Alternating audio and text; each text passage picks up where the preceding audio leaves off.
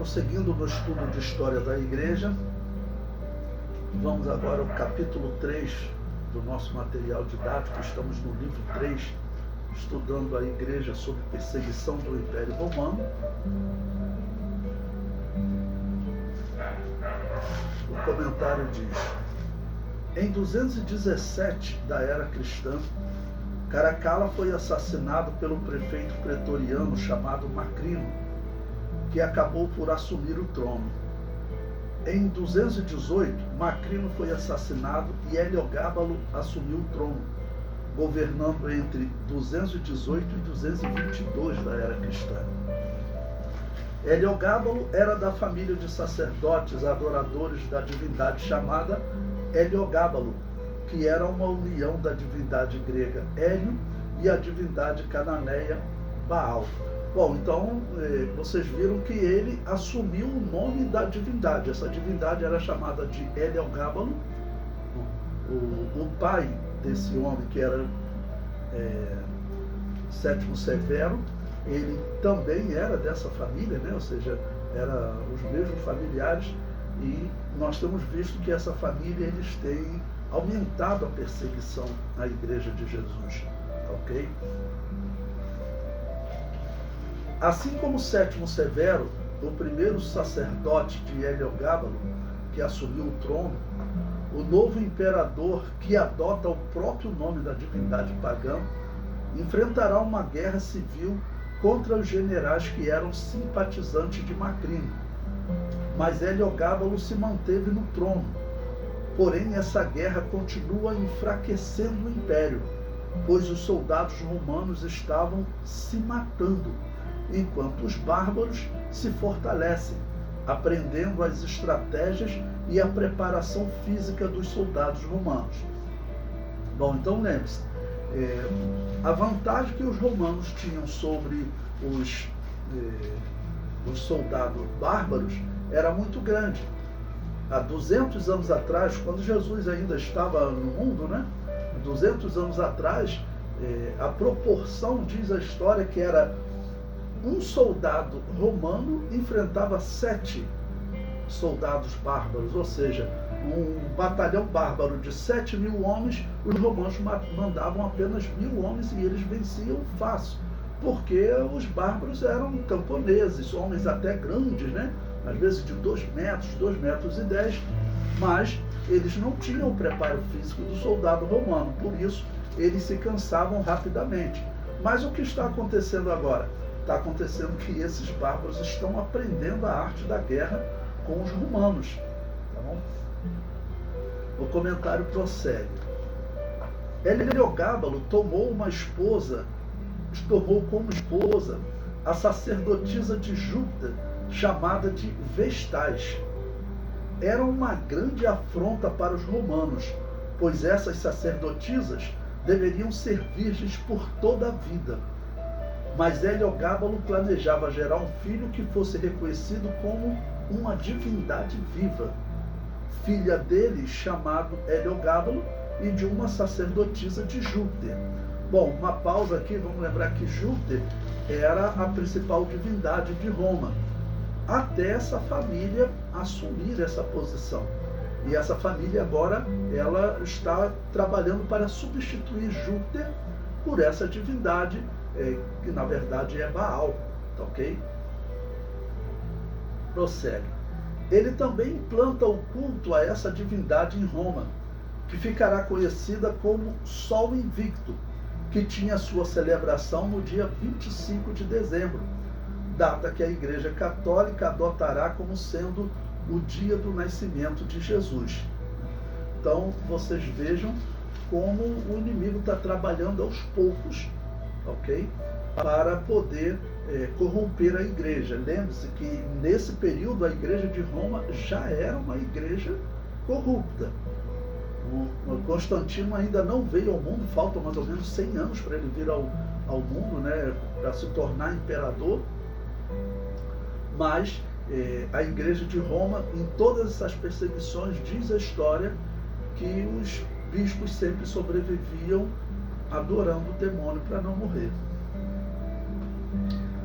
O comentário prossegue. Heliogábalo seguia a exigência da religião, seguindo a exigência da religião de Baal, era homossexual, pintava os olhos e a boca e participava de danças rituais, obrigando todos os senadores a dançarem com ele. Havia também um desfile no qual participavam os virgens, os rapazes virgens, né? Ou seja, os rapazes escandalosos do Antigo Testamento. O próprio Heliogábalo participava do desfile. Era um escândalo para o romano tradicional, mas ninguém podia se opor ao imperador. Era comum o imperador decretar a morte de vários senadores, dizendo que eles estavam agindo contra o imperador. Então, os senadores viviam uma situação difícil. E diz a história que ele fazia essas danças, aqueles jovens que chamavam de virgens, mas que eram todos homossexuais, né? E aquilo era um escândalo. Primeiro, por ele tomar a sacerdotisa de Júpiter como mulher. A finalidade dele, como eu li para vocês, era gerar um filho que fosse reconhecido como uma divindade viva.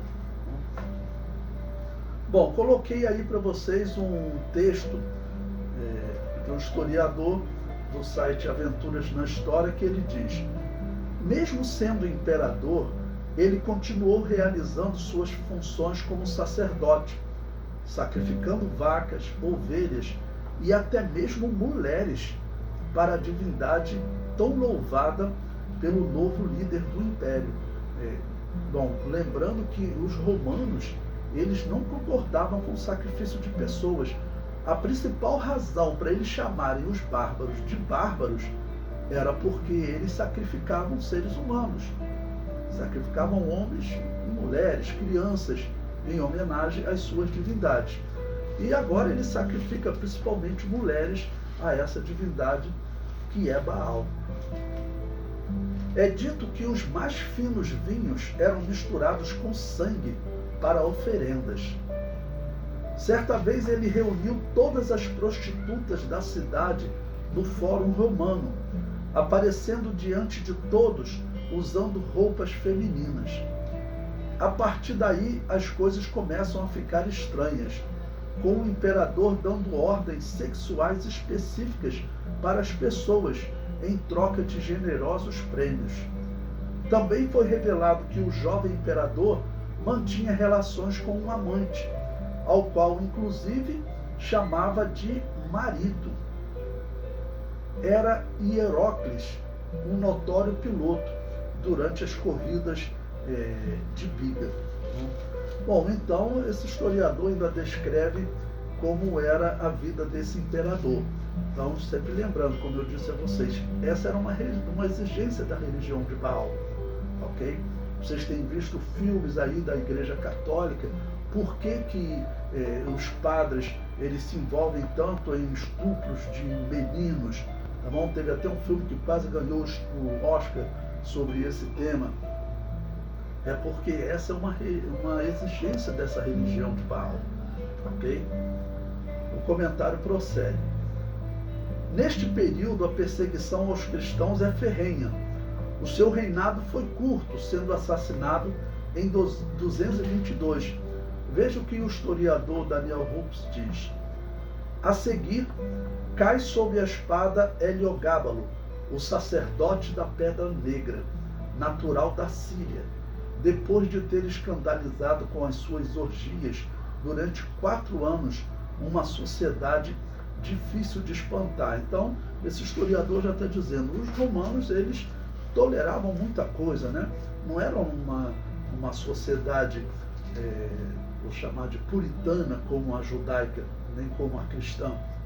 Mas o fato desse homem fazer esses desfiles vestido de mulher, com o rosto pintado, aquelas danças horríveis, e sacrificar até mulheres, segundo a história, como eu mostrei para vocês, então era algo escandaloso para os romanos. Ou seja, os romanos tinham virado bárbaros. Mas nesse sistema de imperador, ninguém podia questionar o imperador, né? Após Heliogábalo, Alexandre Severo assumiu o governo do império e o governará até o ano 235, quando terá início a grande crise do terceiro século. Assim ela foi chamada na história. Ou seja, a situação que está difícil para a igreja nesse período, ela vai piorar. Ela vai piorar porque quando surgir essa grande crise no terceiro século, a culpa vai recair sobre os cristãos. Porque quando essa grande crise, além de envolver a questão financeira, vai envolver também uma grande peste, outra grande peste.